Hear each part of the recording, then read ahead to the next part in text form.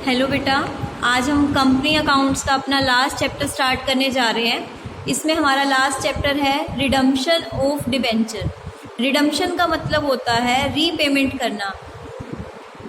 Redemption का आपका मतलब क्या होता है? रीपेमेंट। रीपेमेंट का मतलब है कि जो पैसा आपने डिबेंचर होल्डर से लिया था लोन के रूप में, आपको उसे वापस करना है। तो आज हम इसमें क्या क्या स्टडी करने वाले हैं, देखिए। Meaning of redemption of debenture, sources of finance for the redemption of debenture. Sources of finance का मतलब है कि कहाँ कहाँ से हम पैसा लेके आएंगे डिबेंचर की पेमेंट करने के लिए। उसके बाद आपके जो मेथड है आप इसको कट कर सकते हैं। ये आपके सिलेबस में से इस ईयर कट हो चुके हैं और देखा जाए तो यही आपका न्यूमेरिकल टॉपिक है। तो आपको इस चैप्टर में से सिर्फ और सिर्फ ये थ्योरी कवर करनी है। क्लियर है ये चीज़ आपको? तो सबसे पहले हम स्टार्ट करते हैं meaning of redemption of debentures. Redemption of debenture means repayment of the amount of debentures to the debenture holder. Debenture holder को उनका पैसा वापस करना। In other words, redemption refers to discharge of liability on the account of debentures by repaying the due amount to of the debentures. Discharge का मतलब क्या होता है कि किसी चीज़ से हम फ्री हो रहे हैं। किससे फ्री हो रहे हैं? लायबिलिटी से। आपने डिबेंचर होल्डर से लोन पे पैसा लिया हुआ है तो वो आपके लिए लॉन्ग टर्म लायबिलिटी थी ना, कि फ्यूचर में आपको उसे क्या करना है? पे करना है। तो जब हम किसी का पैसा वापस करते हैं तो हम उस लायबिलिटी से क्या हो रहे हैं? फ्री हो रहे हैं। The terms and conditions of redemption are stated in the prospectus. जिस तरह से आप कहीं पे कॉलेज या स्कूल में एडमिशन लेते हो तो आपको वहाँ पे जाते ही सबसे पहले क्या मिलता है? प्रोस्पेक्टस मिलता है। उस प्रोस्पेक्टस में क्या होता है? पूरा फीस स्ट्रक्चर होता है, वहाँ पे किस तरह से आपको क्या सब्जेक्ट मिलेंगे, हर चीज़, सब टर्म्स एंड कंडीशंस, रूल्स वगैरह उस प्रोस्पेक्टस में मेंशन होते हैं। इसी तरह जब आपने डिबेंचर इशू किए थे कंपनी ने आपको, तो आपको एक प्रोस्पेक्टस मिला था। उस प्रोस्पेक्टस में रिडम्पशन की भी टर्म्स एंड कंडीशंस लिखी हुई थी। मानो जब आपने अपने डिबेंचर इशू करवाए, आपने प्रीवियस चैप्टर में अभी क्वेश्चन एक टॉपिक नंबर आपने 4 किया था, उसमें क्या था? Issue of debentures with condition of redemption. वहाँ पे आपको रिडम्पशन की कंडीशन दी हुई थी कि आपको प्रीमियम पे पैसा देना है या पार पे देना है। डिस्काउंट पे तो हम देते नहीं है, आपको पता है। Applications for the issue of debenture. The terms of redemption are also clearly stated in the debenture of certificate. जो आपको डिबेंचर सर्टिफिकेट मिलता है, हमने कहा था जब मैंने आपको थ्योरी करवाई थी इशू ऑफ डिबेंचर्स की, तब मैंने आपको बताया था कि जब कंपनी आपको डिबेंचर इशू करती है तो वो आपको एक कागज़ का टुकड़ा देती है प्रूफ के तौर पे, और वो कागज़ का टुकड़ा क्या कहलाता है? डिबेंचर सर्टिफिकेट कहलाता है। Hence the redemption is made in accordance with the terms of issue. इसलिए जो रिडम्पशन किया जाता है वो किस कंडीशंस के अंडर किया जाता है? जब आपके डिबेंचर इशू हुए थे उस कंडीशन में किया जाता है। Sources of finance for the redemption of debenture. क्या क्या सोर्सेज हैं, क्या क्या साधन हैं, कहाँ कहाँ से पैसा ला सकते हैं आप लोगों का पैसा वापस देने के लिए? सबसे पहले इन्होंने कहा redemption of debenture out of capital, फिर आउट ऑफ प्रॉफिट। उसके बाद क्या कहा? Out of capital and profit दोनों में से दे सकते हैं। तो सबसे पहला इन्होंने कहा है redemption of debentures out of capital. When no profits are set aside for redemption of debentures, it is called redemption out of capital. जब बिजनेस में कोई भी प्रॉफिट नहीं रखा गया, किसके लिए? रिडम्पशन के लिए, तब हमें लोगों का पैसा कहाँ से देना होगा? कैपिटल में से देना होगा। इस केस में no profit are transfer to debenture redemption reserve. अगर आप पैसा कैपिटल में से रीपे करने वाले हो तो आपको प्रॉफिट को DRR अकाउंट होता है हमारा, डिबेंचर रिडम्पशन रिजर्व अकाउंट, उसमें ट्रांसफर करने की नीड नहीं है। इन view of section 71(4) of a company act 2013, the security and exchange board of India, आपको पता है ना सेबी। सेबी कौन है? Security board exchange of India है। वो शेयर मार्केट में डील करती है, शेयर मार्केट पे पूरा उसका कंट्रोल रहता है, रेगुलेट करती है। तो वो क्या करती है? गाइडलाइन उसने इशू करी हुई है कि किस तरह से आपको DRR क्रिएट करना है। तो देखिए सेबी की गाइडलाइंस क्या है वो देखते हैं हम एक बार। सेबी कहता है लिस्टेड कंपनी, देखो कंपनी दो तरह की होती हैं, लिस्टेड, अनलिस्टेड। जो लिस्टेड कंपनी है are not required to create any DRR। Listed company को DRR क्रिएट करने की कोई भी नीड नहीं है। Hence they can redeem all the debenture out of capital. वो अपने सारे के सारे डिवेंचर कैपिटल में से पे कर सकते हैं। लिस्टेड कंपनी वो कंपनी होती है जिसके शेयर फ्रीली स्टॉक मार्केट में ट्रेड कर सकते हैं, खरीदे या बेचे जा सकते हैं। अनलिस्टेड कंपनी वो होती है जिसके फ्रीली नहीं होते, कहीं ना कहीं रिस्ट्रिक्शंस होती हैं। इन कंपनी को DRR क्रिएट करने की नीड है। देखो न्यूमेरिकल पार्ट इसका कट चुका है। 6 मार्क्स का ये चैप्टर था, तो थ्योरी में से ही कवर होगा। थ्योरी 2 पेजेस की, अच्छे से कर लीजिए आप। लिस्टेड कंपनी को ज़रूरत नहीं होती DRR बनाने की, ठीक है, ये कैपिटल में से पे करते हैं सारा का सारा। अनलिस्टेड कंपनी को ज़रूरत होती है कि वो DRR क्रिएट करें। कितना क्रिएट करें, ध्यान से सुन लीजिए।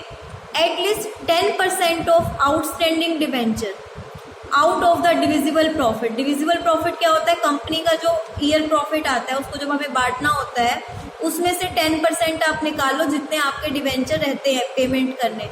90% आप किस में से दे सकते हो, कैपिटल में से। 10% का आप रिजर्व बनाएंगे, 90% आप कहाँ से पे करेंगे, कैपिटल में से। ये परसेंटेज आप याद रखेंगे। Redemption of debentures out of profit. Redemption out of profit means that amount equal to debenture issue. पूरा का पूरा कहाँ से होगा, प्रॉफिट में से पे किया जाएगा 100%। पिछले में क्या कहा था, आउट ऑफ कैपिटल, यहाँ पे है आउट ऑफ प्रॉफिट। तो 100% पूरा का पूरा हम प्रॉफिट में से देंगे। फ्रॉम सरप्लस, जो भी फायदा हुआ है आपको, statement of profit and loss एक नया अकाउंट बनाया जाएगा DRR के नाम से। It is called redemption out of profit. जब हम प्रॉफिट में से पे करेंगे और सारा पैसा किस में ट्रांसफर कर देंगे, DRR में, जिससे क्या होगा, जो आपका प्रॉफिट है वो कम हो जाएगा, डिविडेंड कम हो जाएगा जो आप शेयर होल्डर को दोगे। इसका मतलब है कि आपने प्रॉफिट को साइड में रख दिया है, उससे आप डिविडेंड पे नहीं कर रहे, not available for the payment of dividend, बल्कि ये तो फ्यूचर में यूटिलाइज होगा रिडीम करने के लिए डिवेंचर्स को। Thus existing liquid resources of the company are not affected by redemption in this manner. जो हमारे रिसोर्सेज हैं, जब पैसा लोगों का वापस देना है तो दूसरी चीज़ें इफेक्ट नहीं होंगी, क्योंकि हमने पहले से ही पैसा प्रॉफिट में से बचा के रखा हुआ है। फिर इन्होंने क्या कहा, out of capital and profit. Out of capital and profit में वही अनलिस्टेड कंपनी वाला ही होगा कि 10% तो आप DRR बनाएंगे प्रॉफिट में से और 90% आप कहाँ से पे करेंगे, कैपिटल में से। 10% DRR, 90% आपका कहाँ से रहेगा, कैपिटल में से रहेगा। पहले आपकी ये रेट 25% हुआ करती थी, पर अब चेंज होकर ये 10% हो चुकी है। सेबी गाइडलाइन, सेबी ने क्या गाइडलाइन दी है, देखिए। क्रिएशन ऑफ DRR ऑब्लिगेटरी है only for non convertible debentures, non convertible portion of partly convertible debentures. आपके लिए ऑब्लिगेटरी बनाना जरूरी है। अनलिस्टेड कंपनी क्रिएट करेंगी सिर्फ कितना DRR, 10%, वो भी जितने आउटस्टैंडिंग डिवेंचर हैं उनका। Exemptions of the rule creating DRR, कुछ छूट होती है, कुछ एग्जम्पशंस होती है कहीं कहीं पे कि आपको DRR क्रिएट करने में कुछ आपको फैसिलिटी मिलती है, तो वो क्या है। जो हमारी ऑल इंडिया फाइनेंशियल इंस्टीट्यूशंस हैं, जो RBI के द्वारा रेगुलेट की जाती हैं, चाहे वो पब्लिक हो चाहे प्राइवेटली हो, उनको ज़रूरत नहीं होती DRR बनाने की। बैंकिंग कंपनी, चाहे वो पब्लिक है चाहे प्राइवेट है, उनको भी नीड नहीं है। नॉन बैंकिंग फाइनेंस कंपनी जो RBI से रजिस्टर्ड हैं, वो भी नहीं।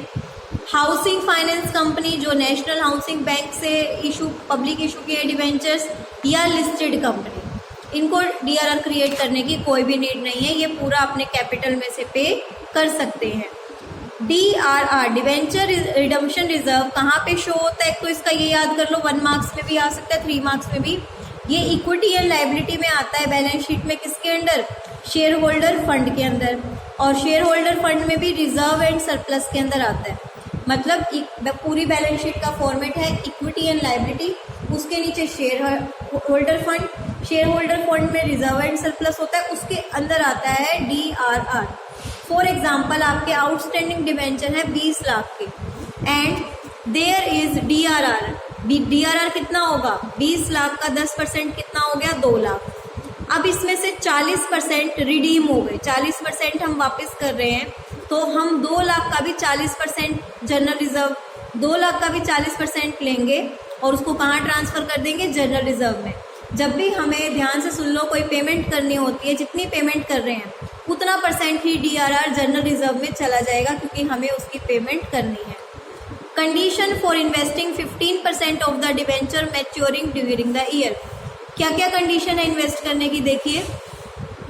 As per rule 18(7)(c of the companies share capital and debentures rules 2014, every unlisted company require, जो भी अनलिस्टेड कंपनी है उनको ज़रूरत है कि DRR क्रिएट करें, shall before the 30th day of the April of March. ये लाइन अच्छे से याद कर लीजिए। 30 अप्रैल से पहले उन्हें डिपॉजिट करना होता है इस सम, जो कि 15% से कम नहीं होना चाहिए, ठीक है। Amount of its debenture maturing during the year ended on the 31st March of the next year.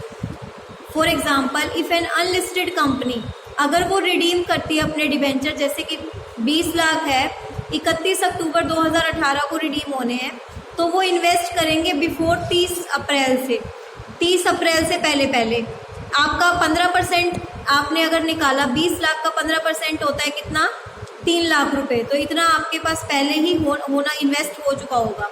The amount जो आपने इन्वेस्ट करा है वो किस पर्पज़ के लिए होगा, जब आपके डिवेंचर मैच्योर हो जाएंगे तो आप उसकी पेमेंट कर देंगे। DRR investment for listed company. देखो, जैसे मैं आपको इसमें एक चीज़ इजी वे में सिखाती हूँ। जैसे आप बैंकिंग वाले चैप्टर में किया था कि बैंक में पैसा जमा करवाया, सारा पैसा तो बैंक वाले मार्केट में नहीं लगाते ना, कुछ तो आपका कैश रिजर्व रेशो होता है, कुछ तो बैंक अपने पास रखता है ना। सेम यहाँ पे है, जितना पैसा ये लोगों से लेंगे उसका 15% वो संभाल के रखेंगे। DRR investment for listed company, ये अनलिस्टेड का पड़ा था, अब लिस्टेड कंपनी का देखिए। एज पर रूल 18 सब रूल 7 कंपनी एक्ट डेटेड 16 अगस्त 2019, जितनी भी लिस्टेड कंपनी है 16 अगस्त तक इनको क्या करना होता है, 15% जमा करवाना होता है। अनलिस्टेड को 30 अप्रैल तक, इनको 16 अगस्त तक, ये डेट आप याद रखेंगे। तो नीचे आपको देखो यही बात कही गई है कि लिस्टेड कंपनी को DRR क्रिएट करने की जरूरत नहीं है, वो 15% बस अपना इन्वेस्ट कर सकते हैं ड्यूरिंग द ईयर, जैसे कि 16 अगस्त तक। नीचे आपको मेथड बताए हुए 4 मेथड होते हैं रिडीम करने के, बट न्यूमेरिकल आपके 2 ही मेथड के हैं, 2 मेथड आपके सिलेबस में नहीं है। तो ये 2 मेथड सिलेबस में कट चुके हैं, तो आपको यहीं तक थ्योरी करनी है। अब आपकी बुक कंप्लीट हो चुकी है, आपकी पार्टनरशिप और कंपनी अकाउंट दोनों बुक कंप्लीट हो चुकी है।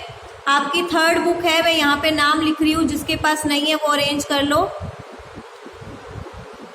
मंडे से आपकी 3rd बुक स्टार्ट हो जाएगी, एनालिसिस ऑफ फाइनेंशियल स्टेटमेंट। जिसने अभी ये 3rd पार्ट नहीं खरीदा है वो ये बुक खरीद आएंगे। DK गोयल की ही आपको लेनी है, इसमें कैश फ्लो अकाउंटिंग रेशियो वाले आपके चैप्टर हैं। मंडे से हम अपना नया बुक स्टार्ट कर देंगे। एक हमारा NPO चैप्टर रहता है, वो भी हम कवर करेंगे।